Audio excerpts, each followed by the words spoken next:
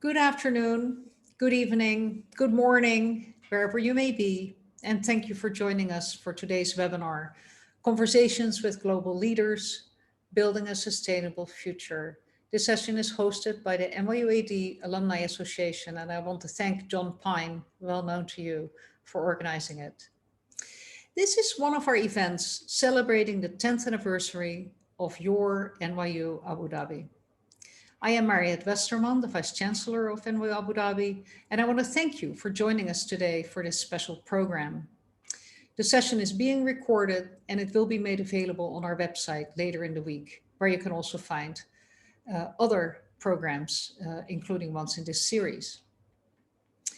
2 weeks ago today, we had an academic convocation on campus to ring in the academic year once it was well underway, and to welcome our new provost, Arlie Petters, who gave a great address on his understanding of our academic mission and our campus culture, and how he wants to advance both. He announced the launch of an academic strategy development process that will help launch our second decade. And I think it's a wonderful process that you will hear more about, and one that really will help our university move from the great launch pad that our first 10 years are into our second decade. So you'll hear a lot more about that in the coming year.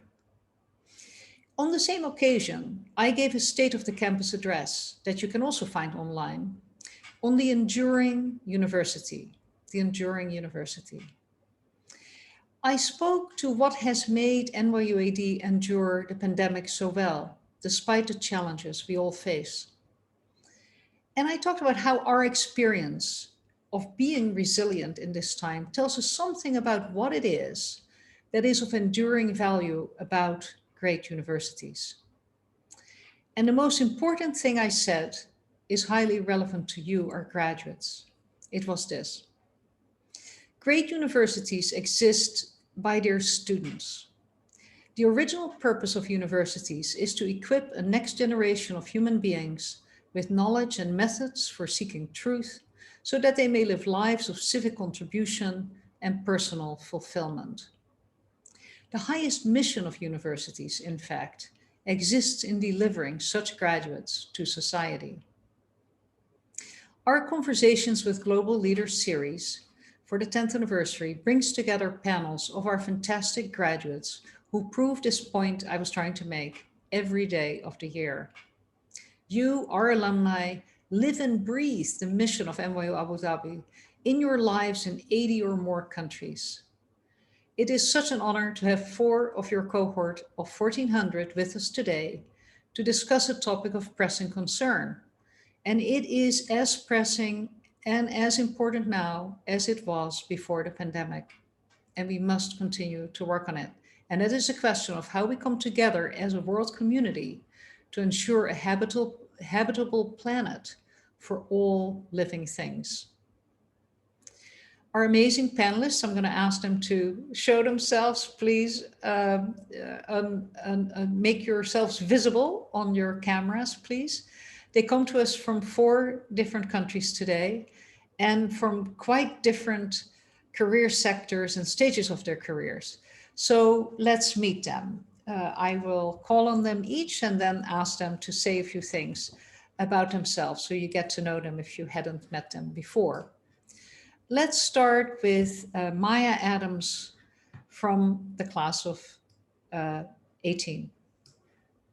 Yes, thank you. Thank you for inviting me. I'm very excited for this conversation with old friends. My name is Maya Adams. I graduated in the class of 2018. I'm currently in San Antonio, Texas, but I call Kampala, Uganda home. And my current job is I'm working as a junior researcher for the Red Crescent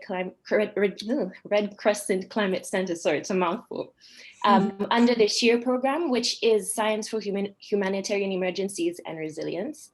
So basically what I do there is knowledge brokering and translating academic texts into something that's more digestible to a broader audience.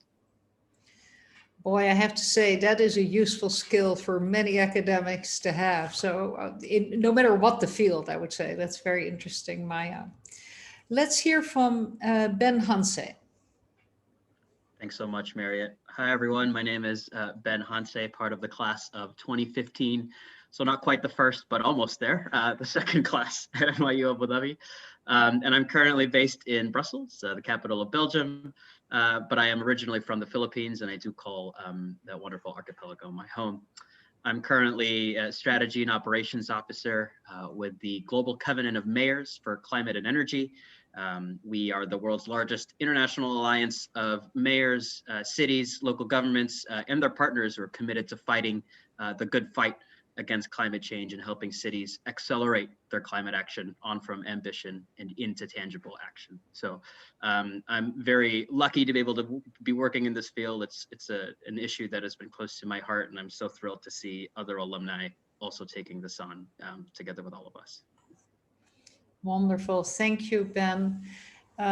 Cities have shown themselves to be very important in the hubs in the fight against the pandemic as well. So I love the idea of this global covenant of mayors. Love to hear. We'll learn more from you about that. Brian Dirango, coming to us from Nairobi. Thank you, Mariët. Very nice to meet you. Also, big thanks to John and your team for organizing this great session and giving me the chance to participate. My name is Brian Dirango, and I'm so thrilled to represent the class of 2014.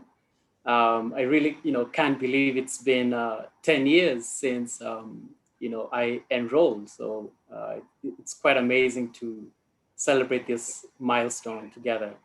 I am passionate about sustainable development, especially developing solutions to improve livelihoods and at the same time protecting the environment.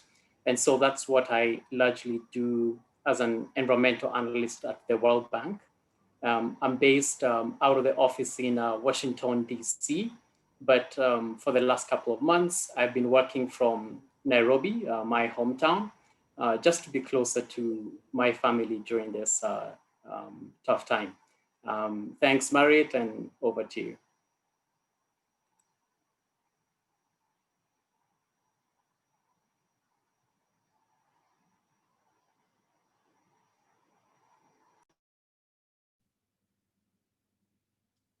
Looks like Mariët might have frozen. Hi, this is John in the background. Sahan, why don't you go ahead and introduce yourself while Mariët comes back? All right. Thank you, John. Thank you, Mariët, if she can still hear me. Good morning, good afternoon, good evening to everyone who is a part of this discussion today. My name is Sahan Tampo. I'm from Colombo, Sri Lanka, and I studied mechanical engineering with minors in aerospace engineering and economics at NYU Abu Dhabi. Currently, I'm actually in Abu Dhabi, and I work as a project engineer at NYU Sustainable Energy, which is a renewable energy company that specializes in solar hybrid energy systems for off-grid applications in construction,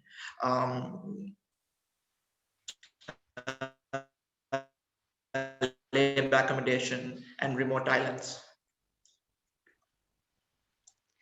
Thank you very much, Sahan. Thank you also, Brian. I'm sorry I disappeared for a while there. As you can see, the world's Zoom community struggles a little bit with connectivity, and I'm not excluded from that experience. I just want to say thank you both. I did hear what you both were saying, so that's very good. And I just want to note that, Brian, the class of the pioneers of pioneers, you're all pioneers, but the pioneers of pioneers, we're just so grateful that you came to us in that very first year. And I heard from you that you haven't been back since 2014 and you miss our wonderful shawarmas and falafel. So we welcome you back. When the pandemic comes to an end, please come back and see us. And Sahan, thank you so much for joining us. I know you have a few technical challenges as well that we share, but we will just do the best we can. Let's get started and talk about how we and how you are thinking about create leadership to create a more sustainable, or as I like to think about it, habitable planet, because it's sustainable for who, right? It's for all of us living creatures. Let's go around. I'll ask each of you this question. What inspired you to get into your work with such a laser focus on this global issue of the heating of the planet and attendant climate change?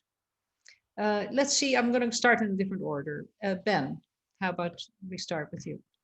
Sure. Yeah. Thank you, Mariët. And this one's going to be real cheesy, but it was 2006 or 2007, and I sat down in front of the TV with my family and we watched An Inconvenient Truth. The seminal work when I was much younger, and probably is still seminal today, and was very, very, it was a pivotal moment for me where I first felt like there was an opportunity to do something there, very productive together with people where it mattered most, and really start to change lives for the better.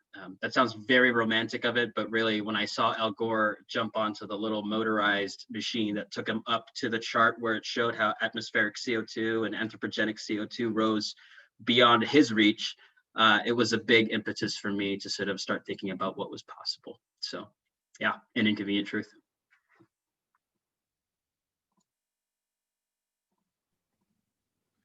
And it looks like Mariët's off again. So I'm going to just be the voice from the background here, and I'm going to pass it on to Brian to answer the same question. Okay, thanks, thanks, John and Mariët. I think for me, it's probably a longer journey, especially growing up in Kenya, with a very intimate experience with nature. I really grew up understanding that as in general, as human beings, we are not apart from nature, but we are part of nature. And so the environment has always been a passion close to my heart, but I really did not have any intentions of making a career out of it. In fact, while I was in Abu Dhabi, I thought I would end up as a petroleum engineer. But finally, when I got a chance to intern at an oil company, I somehow drifted to the water area and got really interested in it, and ended up working on a capstone on developing engineering solutions to desalination problems. And really that started the journey for me. So, essentially I just listened to my interests and went into water full time. And that's, the lens through which I've been looking at climate issues.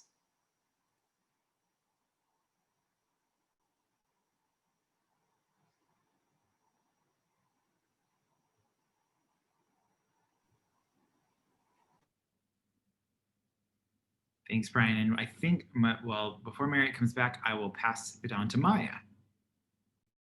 Thanks, John. I think similar to Brian, my experience has been one which is very connected to the environment from a young age. And for some reason, I don't know how it got into my head. So it's really not going to be a surprising story. I just knew that I either had to be Indiana Jones or an environmentalist.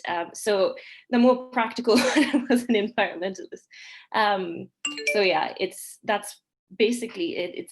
I was taken to many national parks by my parents as a child. I saw how nature was, and also I was in a hotspot of development when I was young. It was a time that Kampala was expanding, and some places were expanding into slums, some were into bigger developments. And as a child, I got a first look of what that means to the natural environment. So I think that's what inspired me to kind of take action and really think about the tough questions when it comes to, sustainable development, if that is a thing or not, different issues like climate change. Yeah. Wonderful. Thank you so much for being so patient with me disappearing on and off. I hope that we can now stay connected in this way. You see 2 images of me probably, but it's better than none, I hope. So I think we've heard from Ben and from Maya, but not yet from Brian, right? Nope, just Sahan is left. Oh, just Sahan. Okay, good. I'm so glad you've kept moving along. Sahan, please. Look forward to hearing from you. All right. So actually, my first real stimulated interest in the issue of climate change was actually a matter of curiosity when I moved to the UAE in 2014. I wanted to actually try and understand how the UAE is trying to strike a balance between all the ambitious projects, the infrastructure development and construction projects that go on over here, and how they try to strike a balance between these projects, like powering these projects and also trying to achieve an element of sustainable development, or whether they are doing it at all, or how successful they're being with it. And in my junior year summer, I was given the opportunity to intern at the same company that I'm working at right now. And I realized that the usage of diesel generators, which is the predominant way in which all these sites are powered, which is not a surprise because fuel is very cheap and it's a very easily accessible form of energy. And I realized how poorly managed and inefficient and dirty usage of these generators are. And it really spoke to me, because I'm like, wow, this is just one element of something that I know very little about in an internship that I was just doing for 3 months. And it really drove me to try and look into it more and combine this interest with being a mechanical engineer to try and help in or like contribute in even a small way. It's really great to hear your stories, I have to say, because of course, all of us who believe in science know what's happening is not right. And we need to go at it from all these different directions if we can. And I love the way you've brought your different disciplines and opportunities to the table, quite apart from these personal commitments. Let's get into the topic a little bit of how you get into it once you know you want to do it. Obviously, climate is a significantly hotter topic now, no pun intended, than it was a decade ago, in part thanks to the amazing Gen Z activism and advocacy that we've seen. I think Greta certainly is one of the teenagers most recognized on the planet today, probably. But those of you who came before her are just as important. And so what I would ask is, where do you think one can get started in this increasingly complex and interconnected space that's also fractured? It affects all of us, and yet coming together as a community seems to be really hard. What's your recommendation for that to all of us on this call and listening in who, would want to get into this personally and or professionally? Maya, maybe you can say a little bit more about this.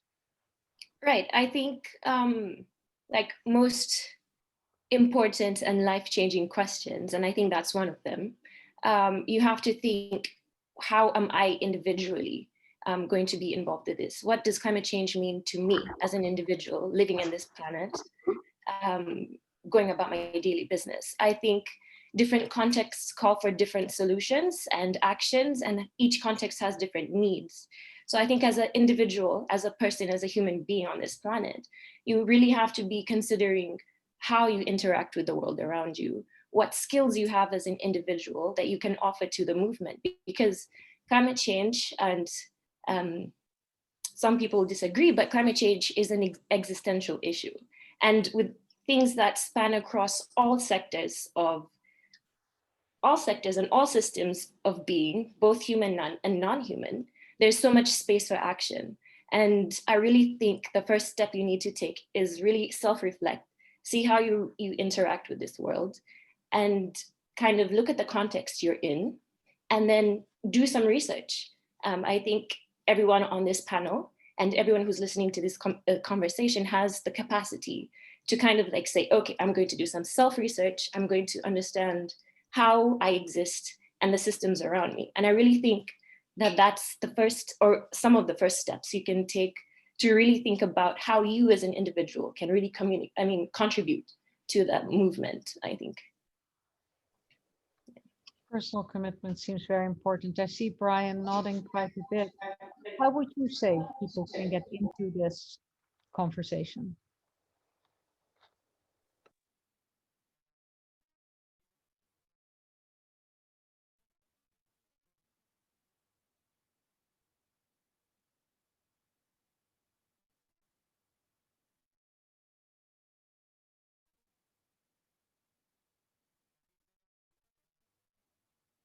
Brian? Brian, are you speaking? Can people hear me, I wonder? I can hear you, Mariët, yes. Okay. Brian's connection, we all have these challenges. Maybe we'll be back to Brian in a minute, but Ben, you were nodding as well, as was Sam. Ben, why don't you give some of your thoughts from the urban to... Sure. And Maya, if there's disagreement in your thinking that climate is existential, I'm not one of those folks. So I think you're in good company here with the rest of these, with everyone else on the call. I completely agree. It's the issue of our time, and there's a lot of work that needs to be done. But probably one of the biggest arguments for why it's both easy and hard to get into climate, no matter where you are, is because of the intersectional nature of climate as an issue. And it fits into almost anything. I think for the better part of the 21st century, right, we've been asking about how to integrate climate into everyone's bottom line, business, government, academia, right? And there's been a lot of progress over that time. It's important to see it, it's important to recognize it. But at the same time, because it's woven into every single thing, I think folks, it's very easy to get overwhelmed. I still do, even if I'm technically involved in this space. And I think there's a practice of prioritization maybe that needs to happen, right? If the question is, how do I get started and how do I get involved in climate? It might be helpful to just think about what issues already matter to you as a person, whether that's getting involved in your local community, at work, through any other ventures that you're already taking on, and just trying to bring the lens of climate into that task and into those projects and say, what are the ways in which this can be made more sustainable? And how can I impact those around me en route to creating a safer climate and recover from the crisis that we're going through now, both climate-wise, but also COVID-wise and this post-pandemic world. Yeah, I really like these points that you've both made, the personal and then connecting that to what you already care about, because in almost any area you can find a way, and that's also a way of bringing people to the table, even if you don't already think that this is important. San, I wonder if we could turn to you for this question, a different question really, and that is COVID-19. You've obviously been in the country here with us that's doing a pretty good job managing COVID-19, but we too are, of course, affected. How do you all think that the pandemic has hampered the progress that was being made to address climate change, or has it hampered it? Or are there some positives? Would love your view, Sahan, for the energy. All right, so I actually read a very interesting article on The Guardian a couple of weeks ago. I just stumbled upon it, that actually evidently said that the rescue packages that were initiated to try and help economies recover because of the recession that was caused by the pandemic mostly consisted of bailouts for oil and new high carbon infrastructure. And this is actually outweighing the positive impact of the green spending, if you'd like. So it's kind of created this scenario of like one step forward, two steps back. And it also said that the only countries that are actually still adhering to creating a positive environmental impact using their policies is just France, Germany, Spain, and the UK. And this is alarming enough as it is. When you look at the other major economies, if you take the US, China, or anywhere else in the world, including the Middle East, as it is, they could have done a lot more even before the pandemic. but now that collective effort has diminished even more so. That's indeed a very important insight that you've brought here. And indeed, we've all been talking about how nice it is to hear more birds on Saadiyat, which is true, and to see sort of nature rebounding a little. And of course, those extraordinary pictures of Delhi early on in the pandemic, where you could actually see a city I know well, where you could actually see the city, was kind of amazing. But I think the benefits have been very differential and short-lived, perhaps. I'm wondering, Brian, what you think about this. Has, in any respect, has COVID-19 hampered or accelerated progress on climate change mitigation? Okay, thanks. Yeah, sorry, I've been having some video and connection issues. Strangely enough, it just happened today. But yeah, so happy to jump in. So, I mean, there is no doubt that the current pandemic has really upended normal life in all its forms, really. However, the way I look at it is that COVID-19 is really linked very deeply with climate issues and climate change. And so instead of hampering progress towards addressing climate change, it has brought more meaning and urgency to the cause. So, you know, you look at issues like feeding rising populations, and you find that humans are encroaching more into the wilderness and bring us into more contact with zoonotic diseases, for example. And at this juncture, I think it's a point for us to stop and reflect on how we can build back better, essentially. And I think looking at COVID-19 as a lens on some of the impacts that climate change ultimately has on human life, I think is a really good avenue to push further this important agenda, especially to people who are not really thinking about it or don't really familiarize themselves with what is going on. Well, that's such a good point, Brian. And I think it's hard to speak about benefits of the pandemic when it has caused such incredible human suffering and continues to. And we should be careful about that language that you hear bandied about sometimes, as you all are very careful indeed. But it is true that this is a time to learn. There's little excuse, we have access to resources to inform ourselves. And that could indeed be a long-term benefit, because we'll have to get back to these topics, of course. And perhaps a sense of vulnerability that everyone now feels on a personal level can be translated to the planet and all its inhabitants. So that's a kind of a philosophical view of it. Maya, I want to ask a question a little bit differently from you. Obviously the world, we know this, many people do recognize, many countries recognize that this is an existential threat. And yet at the same time, we know that over the decades, countries that have managed to lift people out of poverty and perhaps mitigate some forms of inequality, China comes to mind, for example, did so in a way that was environmentally detrimental. Of course, much of what was created in the world in terms of world prosperity was always environmentally detrimental out of the West. And now, of course, many countries would say, well, we're just trying to catch up, right? And why wouldn't we do that? How do you think, is there a win-win possibility for countries, for cities, for people, for the private sector to come to better outcomes for people that are also better outcomes for people as collectively for the planet?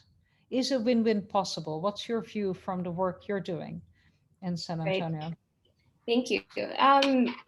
Just before I continue with your question, I think an important piece to the previous question is one thing that has been pushed behind is the COP, Conference of Parties. The 26th COP was supposed to happen this year. And basically what happens in the Conference of Parties is many different delegates from different countries, countries, come together and make climate change commitments. Many have seen this as detrimental to climate action because it has been pushed back 1 year, so you can take it that way. Another way to take it is it's given more countries opportunity to reflect and think back on their commitments and to kind of strategize on ways to move forward. So I think that's one thing, an important thing to think about when thinking about the effect of COVID on the climate change movement. As to your question on development, I think it's a very tricky question. It has lots of very strong opinions.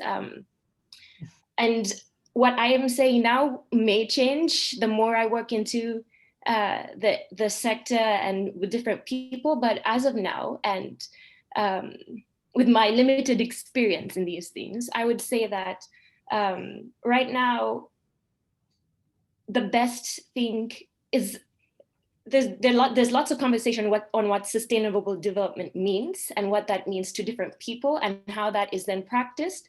There's questions on, can development actually be sustainable? And so many different developing countries are then arguing for sustainable development, but then you'll find that it has high carbon intensity projects through building roads, through coal mines, through different ventures, which are detrimental. And of course, there's an equity piece, like developed countries have been doing this for the past 100+ years. And it's time for developing countries to kind of like get their slice of the cake because they've been through a lot, post-colonial stuff. I won't get into that. So the question is it fair? I can't really say, is it fair, is it not? But I can say that one thing that could probably lead to not a win-win situation, but a better situation, because I think there's going to be losers no matter how you look at it. Unfortunately, that's where I am right now in my thinking. But the thing that could have the most benefit or leave more people happy with development and economic growth, if that's what we want to do, is kind of restructure the way our socioeconomic systems function, in the sense that we change the economy from something that's linear and has exponential growth into something that's circular. And this can be done in both developed and developing countries. You change, technological advancement, you have easy or more convenient sharing between developed and developing countries. You don't let developing countries be, there's something called technological lock-in, where developing countries are locked into systems which kind of keep them into these systems. For example, if you have a coal plant or if you have an oil plant, and then you make these countries dependent on these energy sources, the rest of the world is going into greener technology, but these countries don't have the infrastructure to then develop and compete, have a competitive market with these greener technologies. For example, what's happening in China? China is now moving into solar. It's moving into different things. Solar is now the most cheap it has been in the past 50 years, and it's going to continue becoming cheaper. But if you have countries like South Africa, which are just expanding coal mines, they're not being prepared. Their economy and energy systems are not being prepared for the incoming solar, for the incoming wind. So these different infrastructures need to be changed.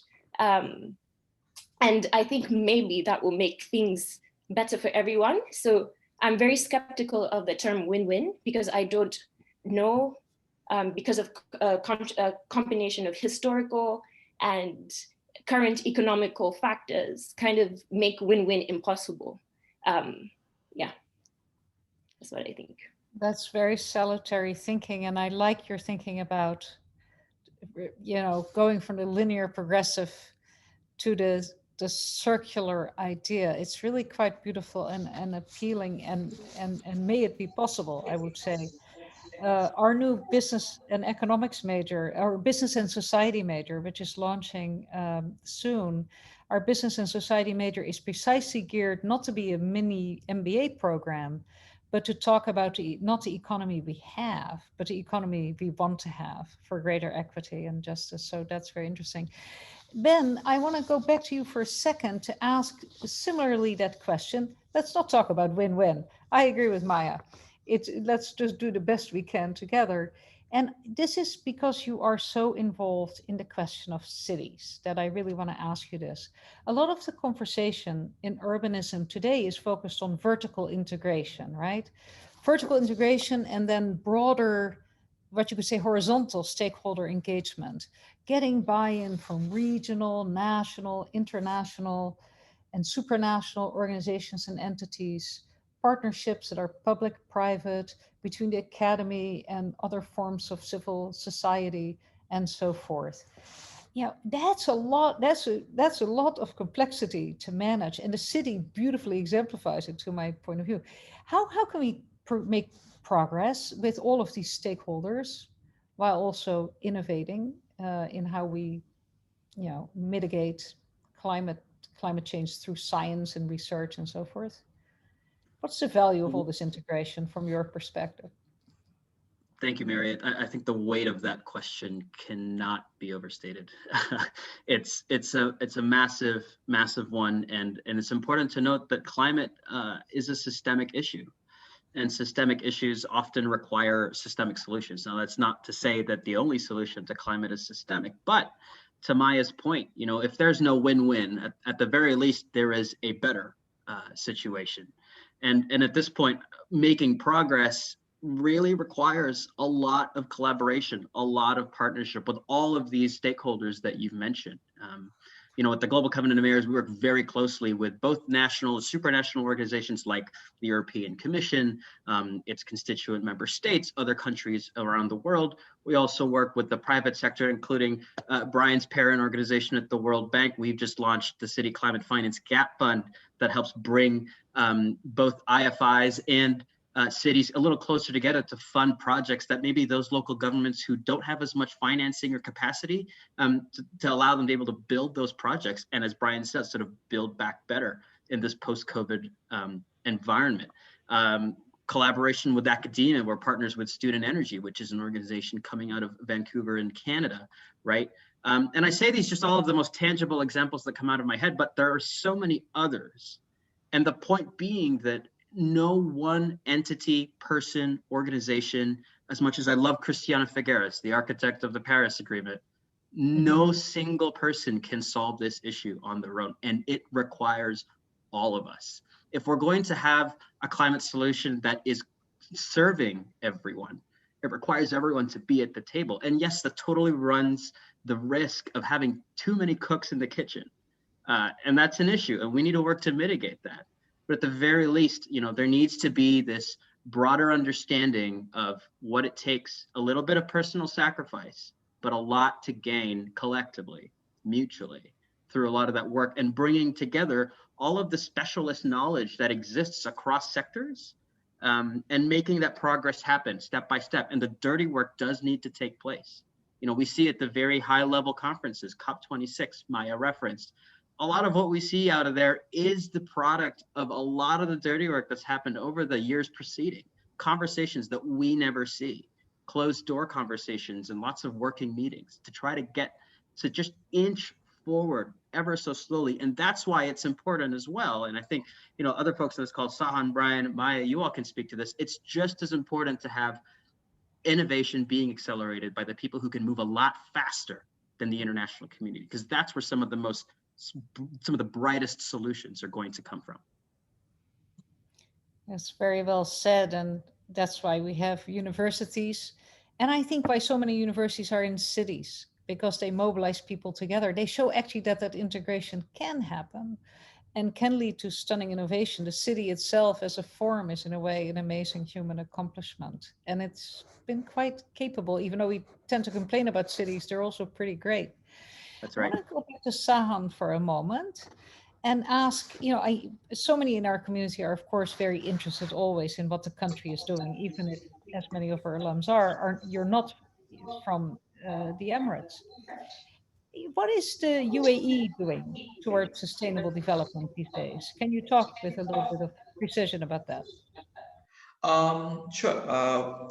Thank you, Mariët. So I think to give some background about what the UAE kind of set out doing maybe not so long, even as 10, 15 years ago, they started a multitude of very ambitious projects now, and they were not very sustainable.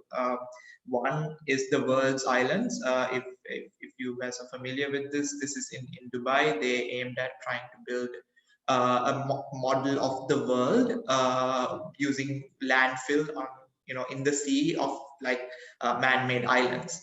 And this project was a failure, and all of these islands have been filled up, and they are mostly empty. The project's kind of dead.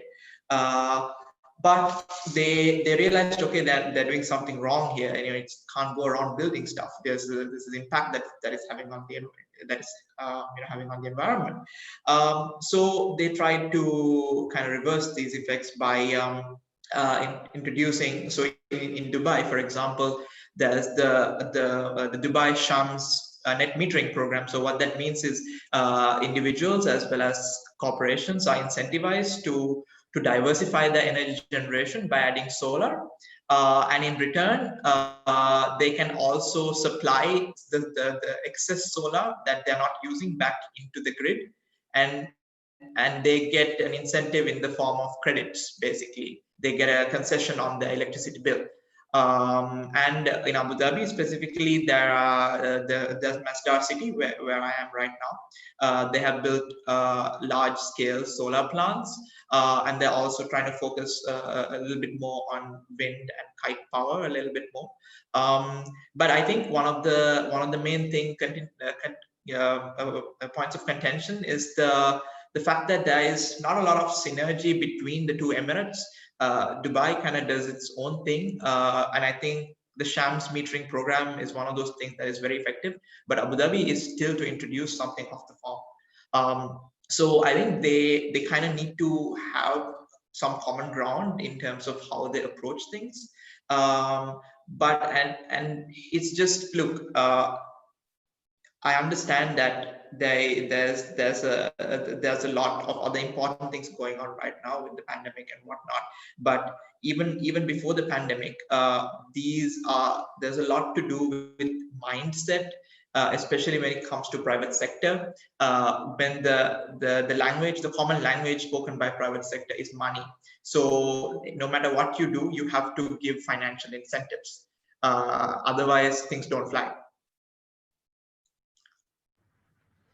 I'm afraid that is a true statement about a whole lot of human enterprise, right? Or activities, or wherever we want to make change. And thinking about the incentives that work. To your earlier points, everyone, each can go at it their own way in their own sector.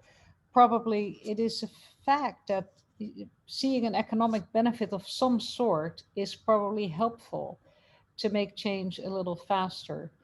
In the UAE, one thing that is inspiring for people like Sahal and me who care about this here and all our community is that the country actually has a minister of climate change and the environment, which is, at least the acknowledgement, the honest acknowledgement that this is a problem, that the hydrocarbon industry won't save this country or any forever, is really salutary, I think. And interesting, our university, even since some of you graduated, even if you graduated in 2018, we've built yet more research centers for different aspects of climate change.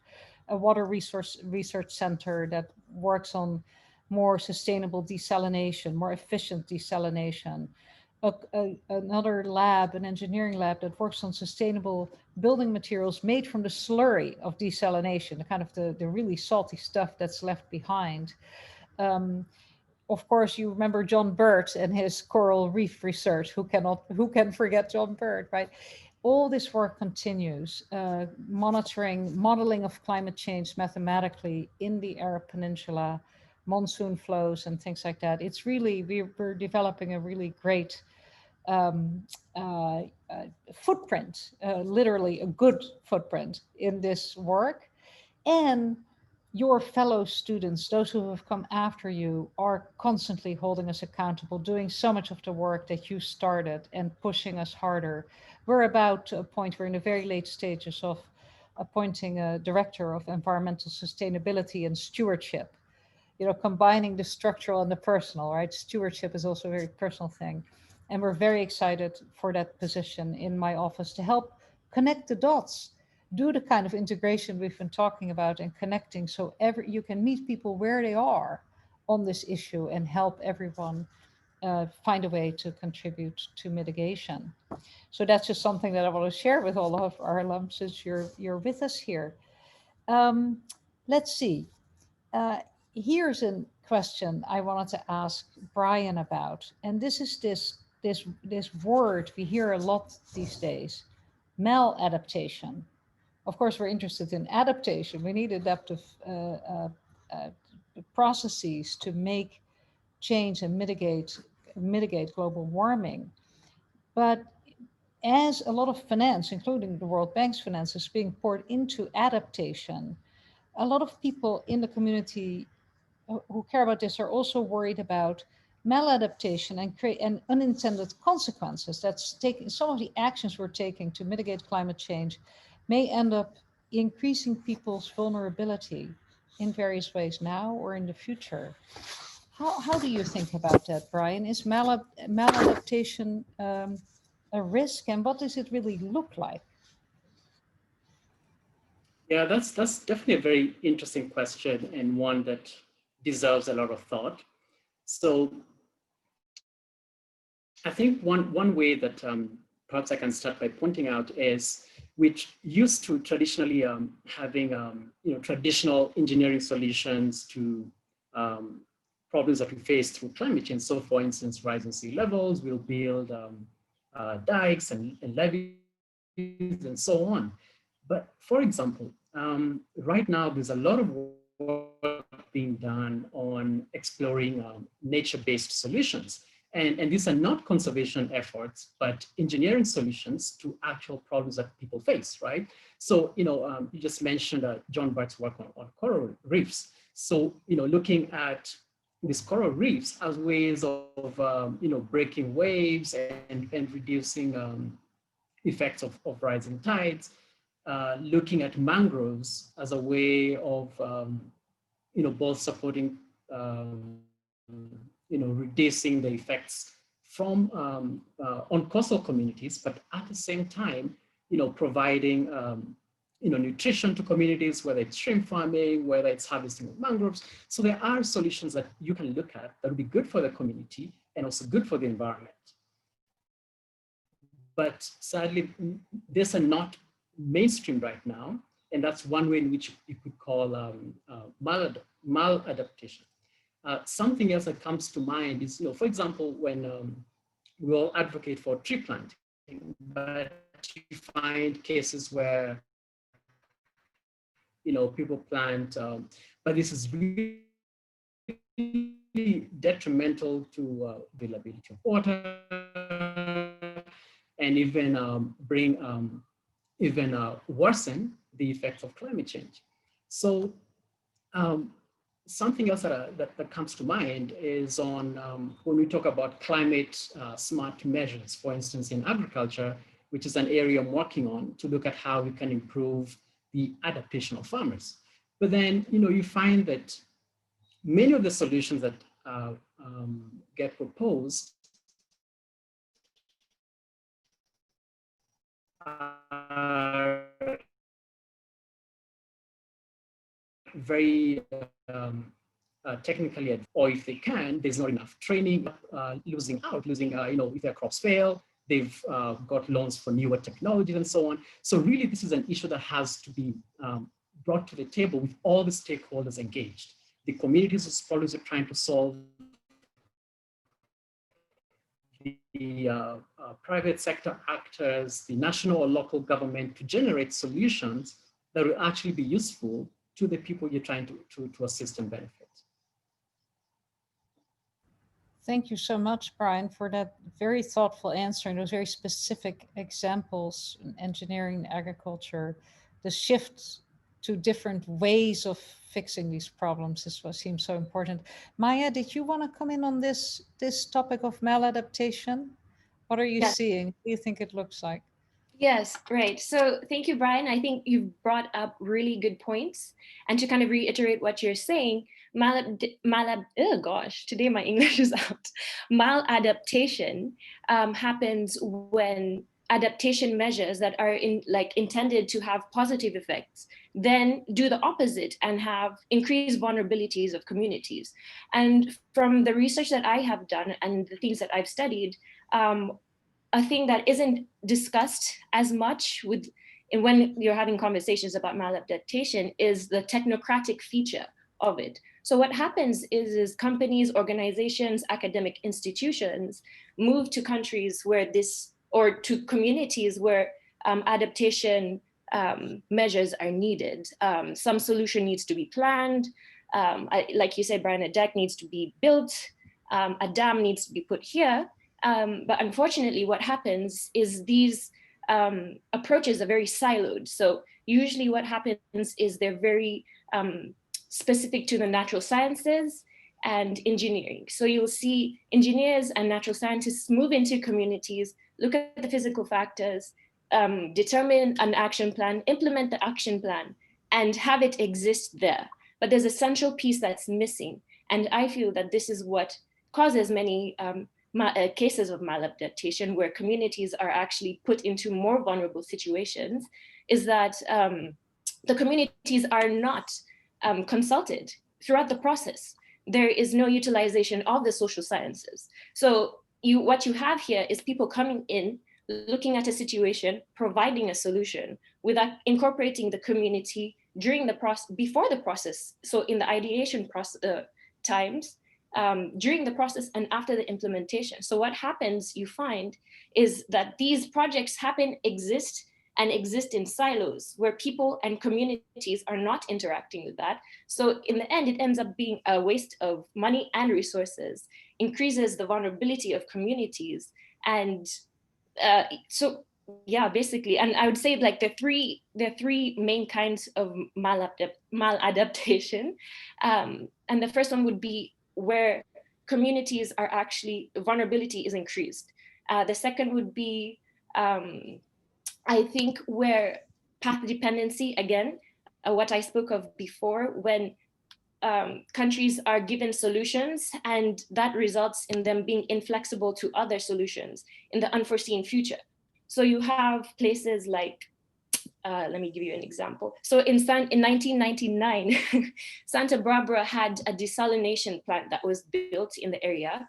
And it was placed there. And since 1999, it has not been used or by the community. So it exists, it's there. Desalination is a practical and logical solution to something, but it's siloed. It's almost a sunken investment. So again, that's the second one, path dependency. And I would say the third one is adaptation efforts that have, they fail to be used continuously after the project cycle. So you have measures like clean stoves that are being introduced in India. I forget the actual name of the stove, sorry.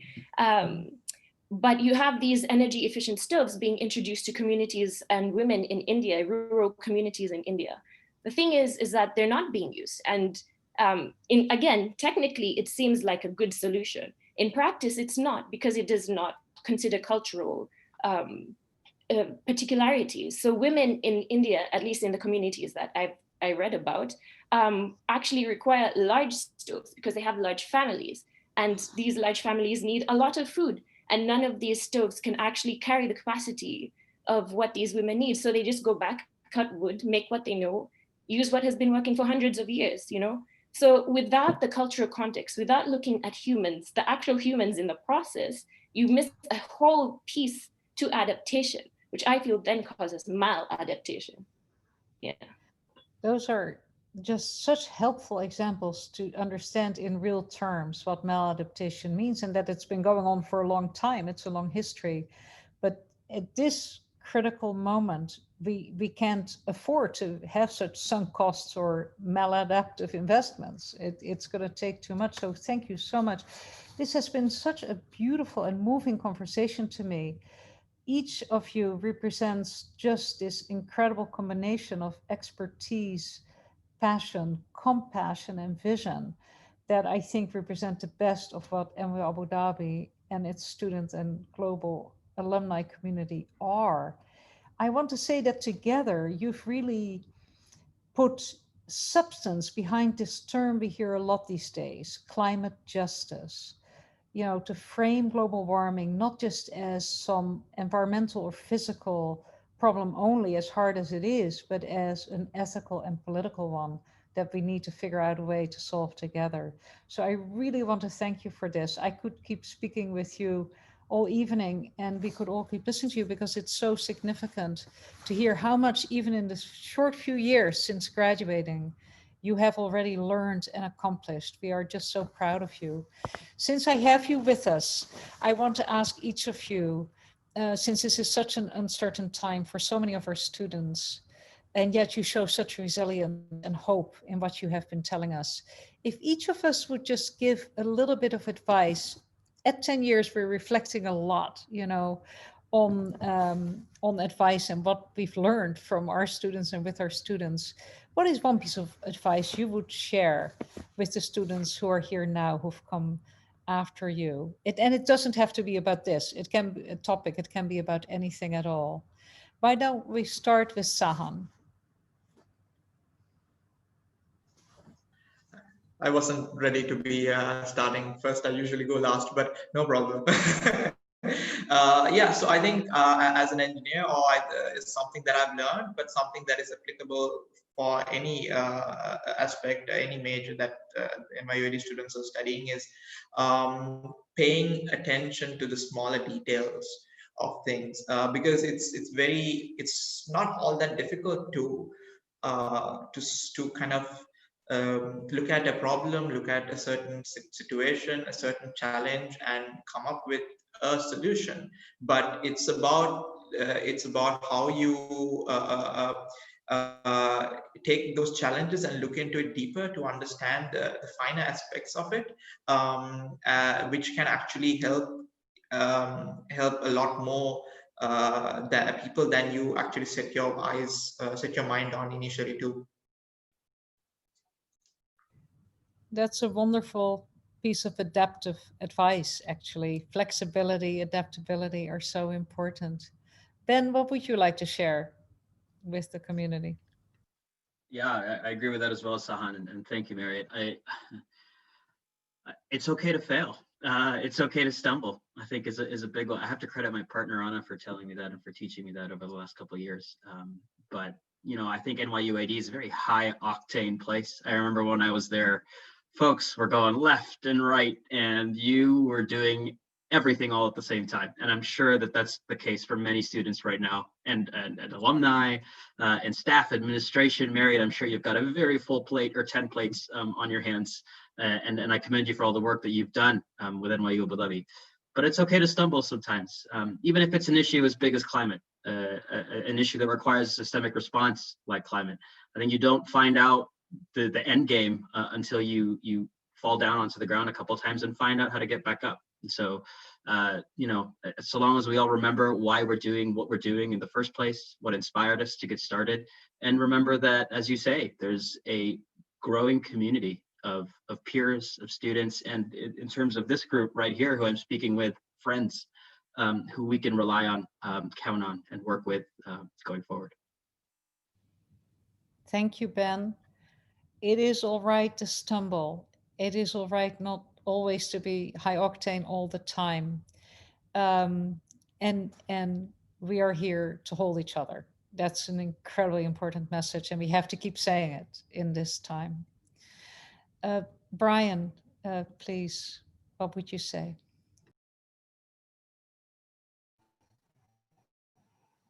Well, yeah, it's definitely a really big question. The last 10 years, I would really say, especially to the students who really feel that it's a very uncertain time, things are difficult. It really pays to be resilient, to be hopeful, and to just remember that, you know, you didn't come this far to only get this far, right? Just think of NYU Abu Dhabi as a safe space to explore your interests, to deepen others, you know, to learn more about yourself. And I think the biggest advice I'd just give anybody really is invest in meaningful friendships. I think some of the, my NYU AD, and it's more than just career. It's more than just your own development. It's just going through life together as a group of friends, and the ones I've had from Abu Dhabi are some of the best.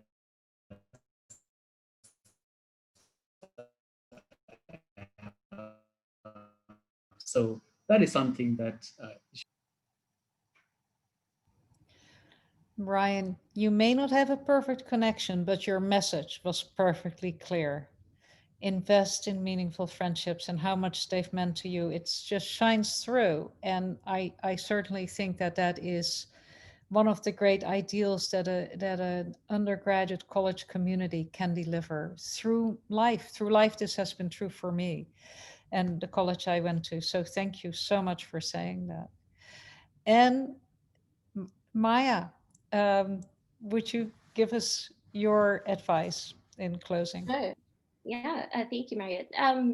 My advice would be to all the students about to graduate. It's tough. I think all things in life are tough, and especially finding a niche and where you belong in the environmental sector can be tough and confusing. And like Ben said earlier, it's so intersectional that there's so many ways you could go with it. And some ways haven't been invented yet. Recently, I only discovered a way for me, as I'm actually a visual artist. In my undergrad, I did a visual arts degree. And later on, I decided I'm going to do a master's in science. And that's not necessarily a path that people take. So I had to create, in many ways, my own niche to then continue with science communication and knowledge brokering. So I would say everything flows. Failure is going to happen. Success is going to happen. And I'd just say, if you don't know what you want to do and you've looked, I think with some strength and courage, you can make your own way. There's always time to reinvent yourself. And I can't emphasize what Brian said more about friendships. The people who you surround yourself with, the community you build, these are the people who are going to help you grow as a person. And so surrounding yourself with people who really have your best interests and who are doing the best for themselves, I think will really help you as a person. And I think the last thing, going back to my first point of how you can really make change in the environmental movement, is really look into yourself. What do you want? What skills do you have? How can you contribute to the conversation? And there's lots of research on radical self-love and radical love for communities. And honestly, I feel this is an aspect that we don't speak enough about in these conversations. And I'm so happy that many panelists have brought it up. So I think love and radical love is what we need to really push us through all the burnouts, all the failures, and all the existential questions which come along when you're thinking about climate change. So yeah, I think that's that for me. I had no idea what any one of you would say, but it's been a beautiful mosaic of ideas and strengthening thoughts and sentiments for our students and for all of us who are here with you. Thank you so much, Maya. Radical love.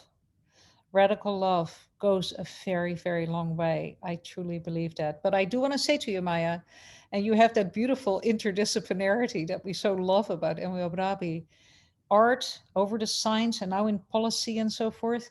But I just want to remind you that we have a Master of Fine Arts in Visual Art and Media starting next fall. It's never too late to get a second master's degree. Anyhow, I do miss David, so. Okay, very good. This has been so wonderful. Despite some of the technical hiccups, I just want to thank you all for the great gifts you're bringing into the world, your worlds, and our community. Thank you. I hope you have a great rest of your days wherever you are. And I can't wait to welcome you back to your campus in Abu Dhabi. And thank you all who were with us for joining us. Please keep following this space with our great, amazing global leaders. Bye-bye.